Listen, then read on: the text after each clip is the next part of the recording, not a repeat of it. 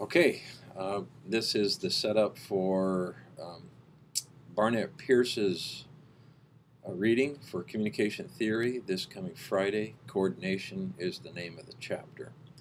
The name of the book is Communication and the Human Condition. You missed the first chapter.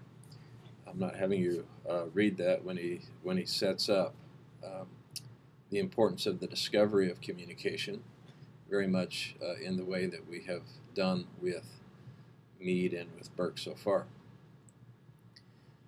But here's the overall picture of these readings.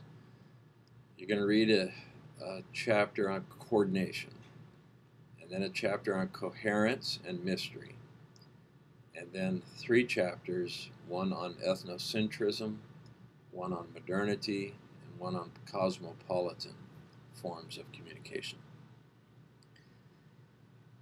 What Pierce does is he develops 3 aspects of all communication, or 3 dimensions of it. They are coordination, this chapter, coherence, and then the third one is mystery. Coherence and mystery are the reading for Monday. Coordination is the reading for today. Then, what he does in the other 3 chapters that you read from his book is he contrasts and compares different forms of communication in regards to coordination, coherence, and mystery. The 3 forms of communication he's going to look at are ethnocentric communication, communication as it occurred in the context of modernity, modernity meaning the Enlightenment, the scientific revolution, the age of rationalism and reason. And then finally, what form coordination, coherence, and mystery take on in light of cosmopolitan communication.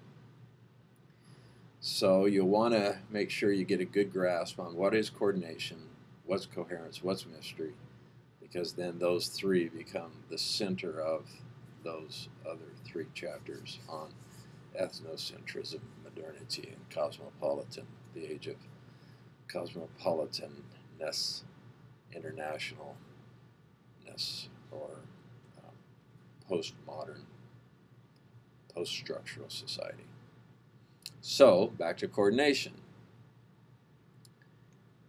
Here's the link between symbolic interaction definition of man and coordination. The link has to do with social constructionism. What we learn from our first 2 readings is that we are the creators of the world. Not the biological world, but we are the creators of the social world, the cultural world. And we are creators of whatever meaning is brought to the biological world. And we create it through our talk, through our capacity to use symbols, and with those symbols interact with each other. The world is of our own creation. What this means is that different groups of people, separated from one another, will create different fictions, different versions of their reality. Then, those different fictions, those different, what is now taken as the way it is, culture, just reality, those different versions, those novels, if you will, those novels that have been written into existence, ourselves as novels that have been written into existence, or our societies, will cross each other's paths, will intersect with one another. And when they do, it will be sure to produce conflict. The especially if the people involved in the intersection who are crossing each other's paths take their world as absolute. That's just the way it is. That is the real thing. That's reality, rather than seeing it as a fiction. It's not just the intersection of cultures. It's the intersections of ethnicities, of gender, of people in a family. We are all of different mind selves and societies because none of us are equivalent to each other in terms of how we have experienced or how we have constructed and then experienced our individual interpretations of the world. What this means is that a state of war is certain because of communication, because of the nature of language and symbols. We are sure to be at war with each other.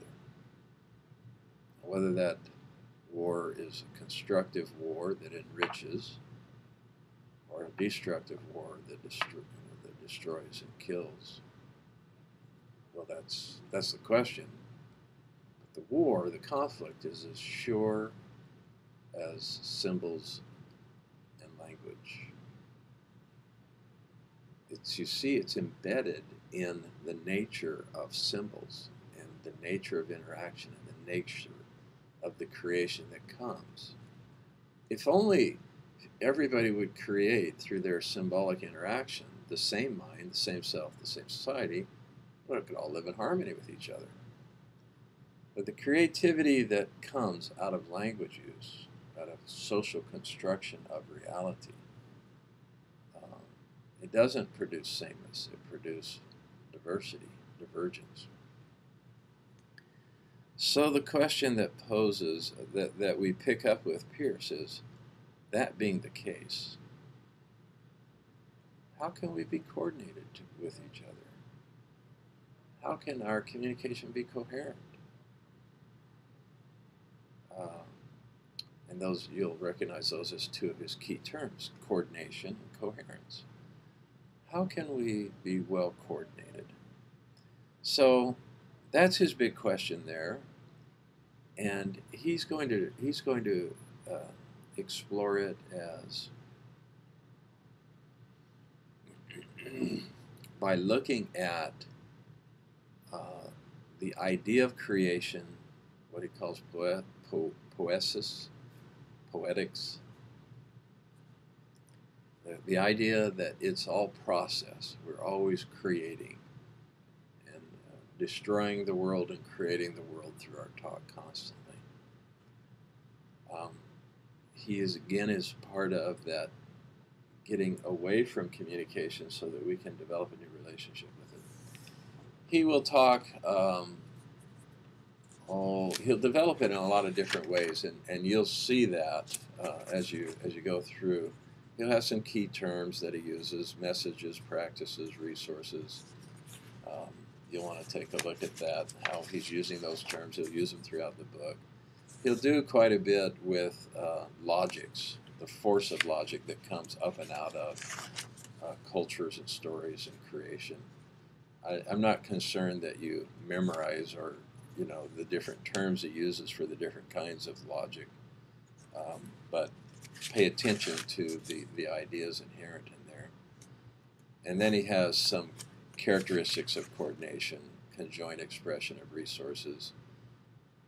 It's non-summative and synergistic. It's asymmetrical. Pay attention to that. Then he'll use some examples having to do with ministers talking about religion, and he uses this wonderful metaphor, a special kind of theater, on page 48 that I think I also built into class discussion. Okay, you can form all of that into questions. I hope it gives you an overall sense of how to come at this reading.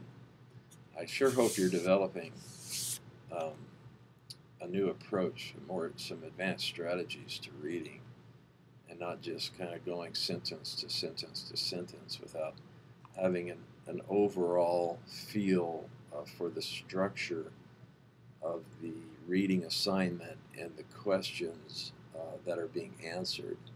Always remember, learning starts with questions and organization. You have to have a question. You have to be in a mind that's searching for an answer to a question. Or you have to be in a mind that is searching for um, the organization of kind of the general skeletal organization of a reading, and then what ideas belong where as you get past skimming and begin to look in more detail. But never, in a class like this, never read without having questions that you're searching for the answer to. Always remember, if you read sentence to sentence, your mind will go into overload. It wants to organize things. It wants to put things in relationship to each other. It wants to associate things and organize them. And when we just read sentence to sentence, our mind goes into overload. And once in a state of overload, very little happens. That's why you finish pages of reading and have no idea of what it was, even though your mind saw every word, every sentence, but nothing happened. That's because it's in an overload, and in that state, it will not retain. So keep focused on that. I'm anxious to help you be able to save a lot of time and be far more productive with your reading.